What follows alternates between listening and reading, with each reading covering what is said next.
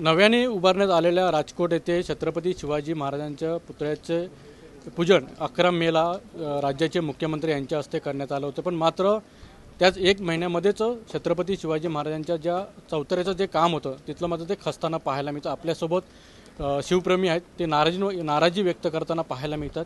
काय सांगाल, नेमकं काय कशामुळे खचलं असावं? हे अत्यंत चुकीच्या पद्धतीने आणि पूर्वी देखील प्रशासनाने ह्या कर्मचाऱ्यांनी म्हणा प्रशासनाने या सत्ताधाऱ्यांनी काम केलं होतं, त्यावर रोष व्यक्त झाला। आता देखील कोट्यवधीचा निधी वापरला, परंतु ज्यांनी हे ज्या ठेकेदाराने किंवा इंजिनियरांनी ते PWDच्या काम केलं आहे हे चुकीच्या पद्धतीने केलं आहे।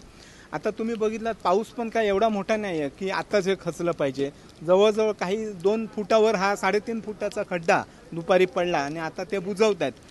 हे चुकीचं आहे आणि कुठे ना कुठेतरी हे काम चुकीचंच आहे, यांच्यावर कारवाई ही झालेली पाहिजे। आता हे सार्वजनिक बांधकाम विभागाकडून हे म्हणजे खड्डा बुजवण्याचं काम सुरू आहे, कसं बघता तुम्ही ह्या सगळ्या प्रकरणाकडे, नेमकं घटनेकडे? हे जे आता सध्या काम चालू आहे ना, हे काही दिवस सुद्धा राहणार नाही, कारण जे इकडे भौगोलिक परिस्थिती आहे, पाण्याचा जो निचरा होतो ना त्यामध्ये हे जे आता काय भरता येत नाही हे आणि खाली दबलं जाणार। त्याच्यासाठी व्यवस्थित नीट म्हणजे PCC टाईप व्यवस्थित खोदाई करून त्याच वेळी करायला पाहिजे होतं, नाही तर आणि भविष्यात हे असं आजूबाजूला हे आता हे खचतच जाणार। पाऊस पडला जास्त पडला की नक्कीच भविष्यामध्ये अजून पाऊस पडायचा आणि पाऊस पडणं हे अजूनही खचण्याची शक्यता आहे, ती अक्षय शिवप्रेमींकडून व्यक्त करताना पाहायला मिळते।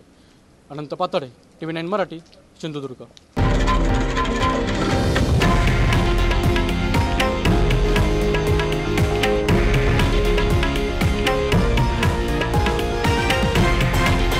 हे आहे देशातील नंबर 1 न्यूज नेटवर्क आणि आपण पाहत आहात TV9 मराठी, एकमेव।